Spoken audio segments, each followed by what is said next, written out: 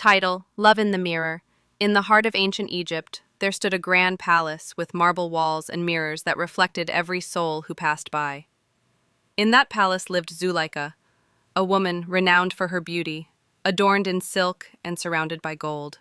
But within her heart, there was an emptiness that no jewel could fill. Until one day, a young servant arrived from the land of Canaan. His name was Joseph, a youth with calm eyes, a graceful presence, and a gaze that seemed to hold the sky within it. From the first moment Zuleikha saw him, her heart trembled, not out of desire but from something deeper, something sacred. She began watching him silently through the palace mirrors. She saw how he worked with humility, how he spoke kindly to others, and how at night he would look to the heavens and whisper to a God she didn't know.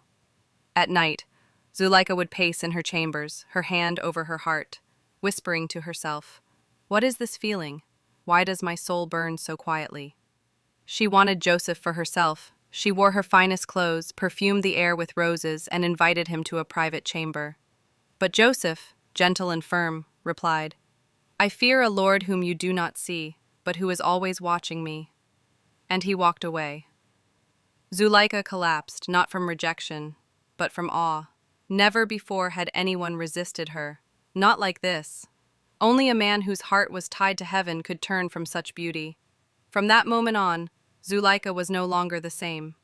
At night, she no longer saw Joseph's face in the mirrors. She saw the light of his faith.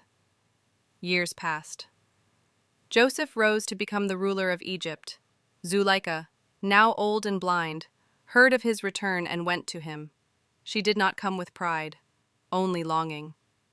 When she heard his voice again, she knew it was him. With a trembling heart, she whispered, "Joseph, you were the mirror through which I first saw God."